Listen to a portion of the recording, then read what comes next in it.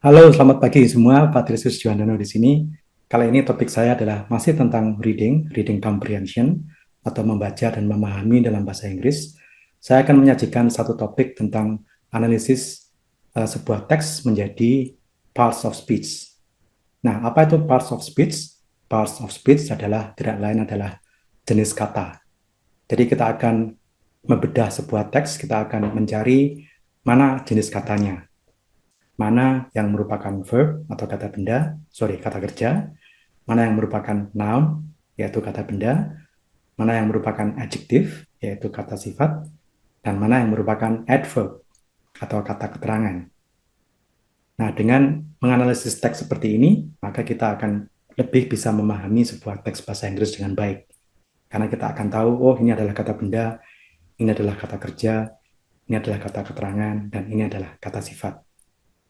Nah, topik saya kali ini tentu akan berguna buat Anda yang sedang belajar membaca dalam bahasa Inggris dan juga buat guru atau dosen bahasa Inggris yang mungkin sedang memikirkan teknik pengajaran. Wah, ini saya sedang harus mengajar reading comprehension, mau saya kasih apa ya? Nah, ini salah satu materi yang bisa membuka satu wawasan ke materi pembelajaran. Materi pembelajaran saya ini adalah bagaimana kita membuat murid-murid kita menjadi mampu memahami parts of speech atau jenis kata. Pada akhir pembelajaran, murid bisa lebih memahami mana yang merupakan noun, verb, adverb, dan adjective. Nanti pada akhir presentasi itu, pada akhir presentasi saya akan menyajikan sekelumit ciri yang membentuk kata-kata itu. Jadi misalnya ION, akhiran ION itu umumnya membentuk kata benda dan sebagainya. Nah, tanpa berpanjang kata lagi, mari kita saksikan sajian saya. Ya, jadi inilah topik kita kali ini, bagaimana menganalisis jenis kata atau dalam bahasa Inggris parts of speech. Untuk tujuan ini, maka kita hanya perlu satu penggal pendek saja dari sebuah teks bahasa Inggris, bisa didapat dengan mudah di internet ya. Jadi satu penggal pendek saja, tidak usah terlalu panjang. Seperti yang saya contohkan di sini, ini adalah topik tentang green economy yang saya comot dari sebuah website. Ini saya hanya mengambil satu paragraf pendek saja di awal. Untuk tujuan ini kita bisa mengerjakannya dengan satu teks pendek saja. Ya. Jadi inilah teksnya. Kemudian saya buat sebuah tabel. Tabel itu memuat verb, kata kerja, noun, kata benda, adjektif, kata sifat, dan adverb, kata keterangan. Nah, kemudian eh, dari teks itu saya ambil kata-kata yang bisa saya cari jenis kata lainnya, misalnya seperti ekonomi di sini. Nah, di sini kan kata kata ketiga di sini adalah ekonomi. Ini saya masukkan ke sini. Jadi ini adalah kata benda, ekonomi.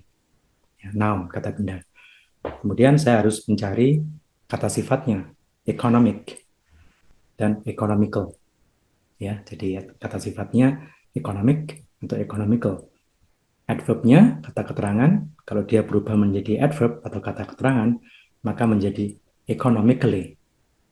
Economically, ada akhiran ly-nya di sini. Nah, jadi secara tidak langsung kita mulai belajar bahwa akhiran ly di sini menjadi ciri pembentuk kata keterangan. Kemudian akhiran ic di sini dan akhiran cal di sini umumnya membentuk adjektif atau kata sifat. Ya, jadi seperti itulah kita belajar bentukan kata atau parts of speech dalam bahasa Inggris. Kemudian kata yang kedua adalah define. Jadi yang saya cetak tebalnya adalah yang saya ambil dari teks ya. Di sini ada kata define. Define adalah kata kerja ya, verb. Ketika menjadi kata benda maka dia menjadi definition. Ya, definition ada akhiran ion yang berubahnya menjadi kata benda.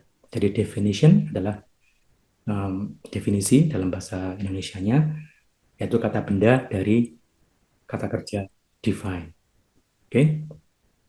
Kemudian ada kata law. yang artinya rendah, ini adalah adjektif.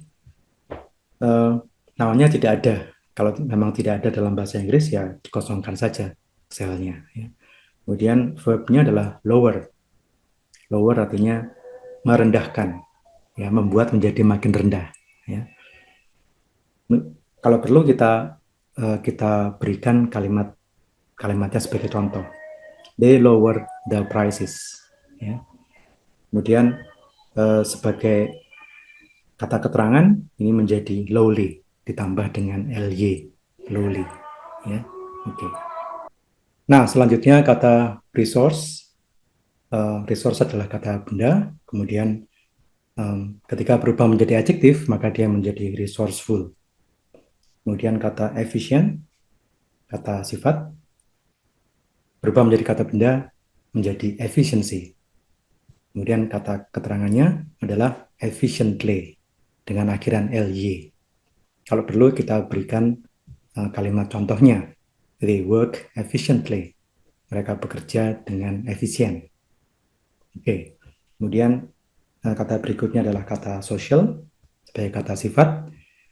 Kata bendanya adalah society dan kata kerjanya adalah socialize.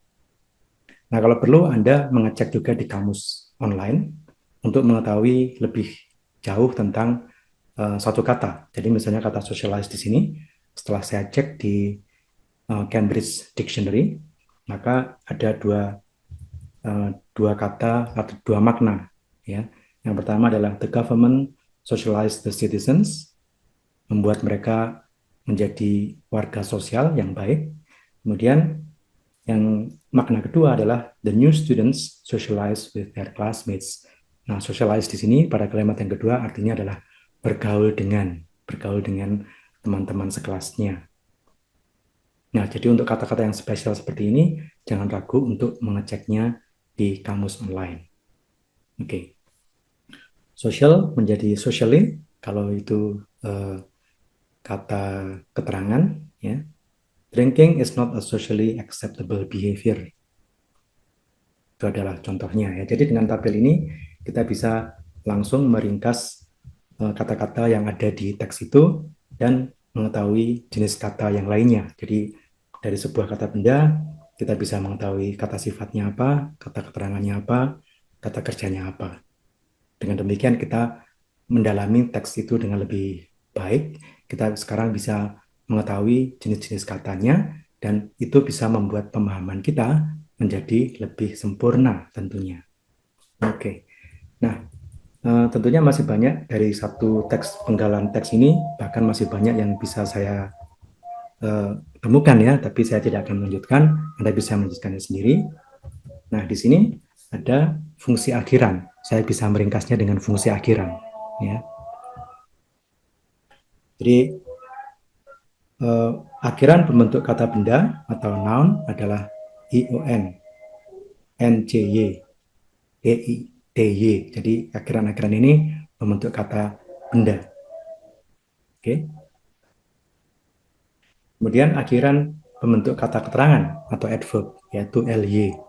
Seperti tadi socially, ya, acceptably dan sebagainya. Ya. Ya, selanjutnya adalah akhiran pembentuk kata kerja atau verb yaitu ize. Seperti specialize, ya, normalize, semuanya adalah kata kerja dan berakhiran dengan ize, ize.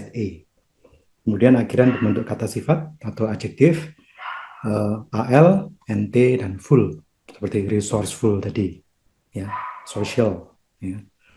Oke, jadi ini adalah pelajaran yang bisa kita petik dari latihan tadi. Kita bisa menandai jenis-jenis kata dan juga akhiran yang membentuk jenis-jenis kata itu.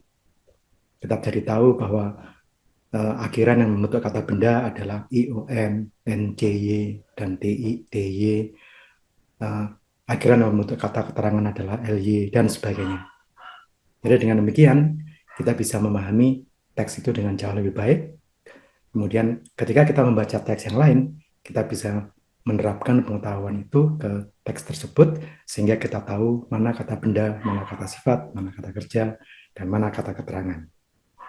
Nah, kalau Anda seorang mahasiswa saya, maka Anda bisa melakukan tugas ini, yaitu dapatkan sebuah teks singkat dari internet, kemudian lakukan analisis seperti di atas tadi dengan bantuan sebuah tabel.